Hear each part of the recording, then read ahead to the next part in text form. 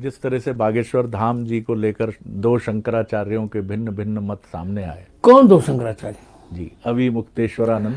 अभिमुक्तेश्वरानंद शंकराचार्य हैं कहाँ? जी कोर्ट ने यथास्थित रहने की अनुमति दी, वो शंकराचार्य ने, ही नॉट शंकराचार्य।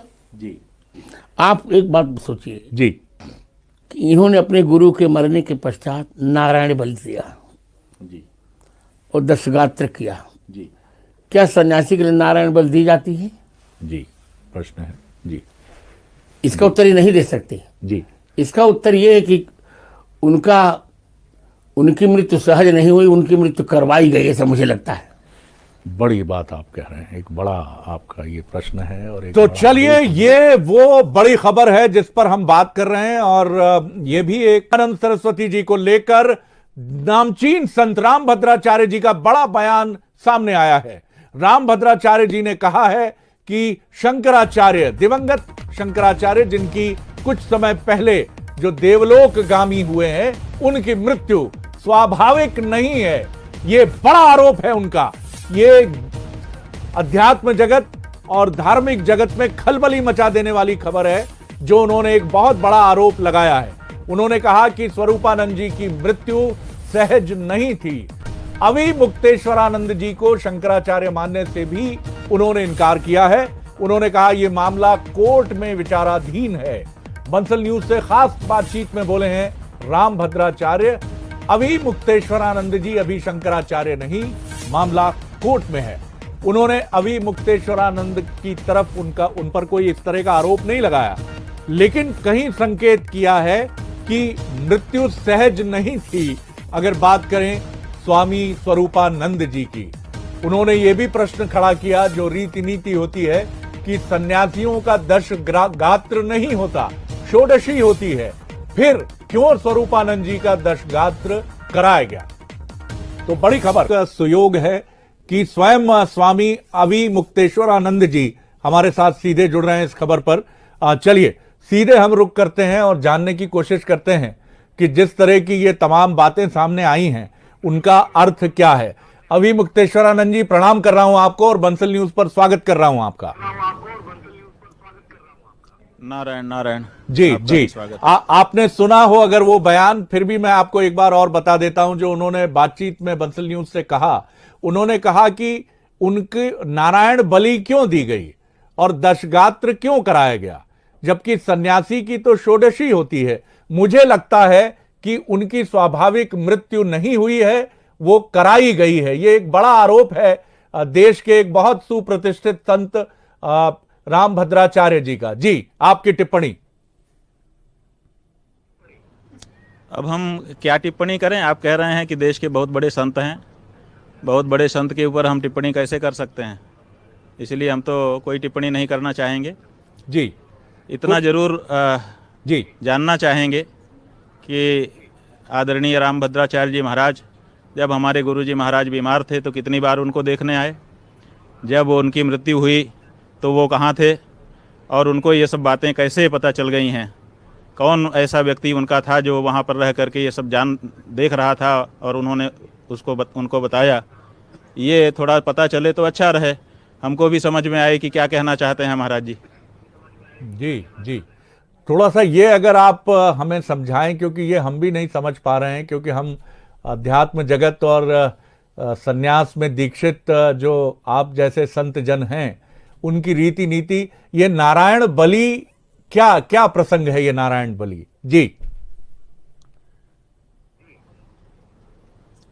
अब ऐसा है कि नारायण बलि जो है जी, ये सन्यासी का जब शरीर छूट जाता है, ब्रह्मलीन होता है जी तो उसकी आराधना के समय नारायण बलि की जाती है। जी धर्म सम्राट स्वामी करपात्री जी महाराज का शरीर जब पूरा हुआ था जी तब हम वहाँ पर उपस्थित थे, वहाँ पर भी नारायण बलि हुई थी। जी, उसके बाद से जाने कितने और सन्यासियों के ब्रह्मलीन होने का प्रसंग हमारे सामने आया। जी कई जगह पर ऐसा अवसर था कि जहाँ पर हम ही कराने वाले थे, तो सब जगह हमने शास्त्रों के अनुसार नारायण बलि का प्रयोग करवाया, आराधना उनकी हुई। जी, मतलब 16 दिन में होने वाली कोई पूजा नहीं है। षोडशी का मतलब है 16 ब्राह्मणों या 16 सन्यासियों को बैठाकर 12 विष्णु और 4 गुरु, परम गुरु, परमेष्टि गुरु और परात्पर गुरु, जी इनकी पूजा करना, इनकी परिक्रमा करना, इसी का नाम है षोडशी। तो वो जी। कार्य भी हम लोगों ने संपन्न किया विधि विधान के साथ। जी जी, ये आपने स्पष्ट किया। तो मुझे लगता है कि ये परंपरा और रीति नीति को दो संत समाज के प्रमुख प्रतिनिधियों की विचार भिन्नता है। बाकी आप उस विषय पर और कोई टिप्पणी नहीं करना चाहेंगे जो उन्होंने कहा कि स्वाभाविक मृत्यु नहीं है। हालांकि आज कुछ संत हमारे साथ जुड़े थे, मौनी बाबा प्रयागराज से, उन्होंने कहा कि वो भी असहमत हैं, और उज्जैन से अवधेश पुरी जी महाराज जुड़े थे, उन्होंने कहा वो भी असहमत हैं, क्योंकि ये मानते हैं कि उनका शरीर पूर्ण हुआ है और एक लंबे समय तक उन्होंने चराचर जगत और सनातन परंपरा को अपना मार्गदर्शन दिया है। जी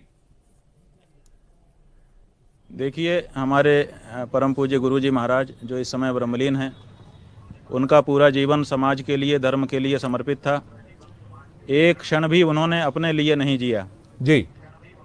और 99 वर्ष की अवस्था पूरी करने के बाद 100वें वर्ष में लंबे समय तक बीमार रह करके देश के बड़े डॉक्टरों की निरंतर रेख में रहते हुए उनका इलाज हुआ। अंतिम सांस तक हम लोगों ने जितना संभव था उतना उनको सुरक्षित रखने का प्रयास किया। अंत में हम लोग नहीं उनको सुरक्षित रख पाए, जी लेकिन जी। रामभद्राचार्य जी महाराज का हम यही कहना चाहें कि हम उनका आदर करते हैं। बस इतनी कृपा करें कि हम आदर करते रहें उनका। जी, महत्वपूर्ण आपने बात कही है ये। उन्होंने आपको शंकराचार्य भी नहीं माना है। जब हमने उनसे प्रश्न किया कि बागेश्वर धाम जी को लेकर शंकराचार्यों में मत भिन्नता आई है, तो उन्होंने कहा कौन शंकराचार्य। तो हमने आपका जब नाम लिया तो उन्होंने कहा वो शंकराचार्य है कहाँ। सुप्रीम कोर्ट ने आपके पट्टाभिषेक पर रोक लगाई है। हम कोर्ट के मामलों में टीका टिप्पणी आप भी नहीं करना चाहेंगे, ना हम भी करना चाहेंगे, लेकिन अभी उसमें अपडेट क्या है, वो कब अगली सुनवाई है, अगर आप इस पर कुछ प्रकाश डाल सके तो दर्शकों को भी वस्तु स्थिति से वो भी अवगत हो सकेंगे। रामभद्राचार्य जी महाराज का बहुत स्नेह हमको प्राप्त है। उनके जो उत्तराधिकारी हैं उनका भी प्रेम हमको मिलता रहता है। रामभद्राचार्य जी महाराज से अनेक बार हमारी अच्छी बातचीत हो चुकी है। कोई समस्या नहीं है। अभी जो हमने चमत्कार के संदर्भ में वक्तव्य दिया जी, उसको टेलीविज़न के चैनलों ने बागेश्वर धाम के महाराज से जोड़ करके दिखाया। उसके बाद से, क्योंकि वो बागेश्वर धाम के जो शास्त्री जी हैं उनको अपना शिष्य मानते हैं और उनके बारे में बड़ी भावना रखते हैं, इसीलिए हो सकता है कि हमारे वक्तव्य से उनको कुछ बुरा लगा हो। इतना ही हम समझते हैं, अनुमान लगाते हैं। जहाँ तक न्यायालय का प्रश्न है, न्यायालय में पहले हमारे जो प्रतिपक्षी हैं स्वामी वासुदेवानंद जी महाराज जी, वो गए थे। उन्होंने वहाँ पर हमारे अभिषेक पर स्टे मांगा था, वो उनको नहीं मिला। जी बाद में हमारा अभिषेक हो जाने के बाद फिर वो दोबारा गए और उन्होंने एक स्टे ले लिया। जी, लेकिन जब अभिषेक हो गया उसके बाद स्टे ले लेने का कोई मतलब नहीं है। जी, उसका प्रमाण और उसका खंडन हम लोगों ने सुप्रीम कोर्ट में दाखिल कर दिया है। जी, जब तारीख पड़ेगी तो उसमें उसकी सुनवाई होगी, वो स्पष्टता हो जाएगी। जी, जहाँ तक मानने न मानने का सवाल है, तो किसी के मानने से तो कोई चीज़ होती नहीं है। जो होती है वो होती है, जो नहीं होती है वो नहीं होती है। जी, रामभद्राचार्य जी महाराज को जाने कितने लोग हैं जो रामानंदाचार्य नहीं मानते। इसका मतलब क्या हो गया? जी, हम उनकी बात को मान करके हम भी कहने लगे कि वो रामानंदाचार्य नहीं है। जी, जी। तो ऐसी जी, परिस्थिति है। इसमें ज़्यादा कुछ बोलने को नहीं है। धीरेन्द्र कृष्ण शास्त्री के प्रति उनका प्रेम है। हम इसी बारे में उनके आशय को समझ रहे हैं। जी, नहीं जी। निंदा निंद्यम निंदितुम प्रवर्तते अपितु विधेयम स्तोतुम। हमारे यहाँ ये नियम है कि जब किसी की निंदा की जाती है तो हम लोग देखते हैं कि इसका तात्पर्य किस में है। तो निंदा में हम तात्पर्य नहीं है, अपने शिष्य के बचाव में तात्पर्य उनका ज़्यादा है। जो उनके शिष्य के बारे में कुछ बोलेगा उसका वो खंडन करेंगे ताकि शिष्य की बचत हो। तो उनका तात्पर्य शिष्य के बचाव में है, ऐसा हम मान रहे हैं। हमारे खंडन में उनका तात्पर्य नहीं है, ऐसा मान करके अभी हम उस बारे में कुछ नहीं बोलते हैं।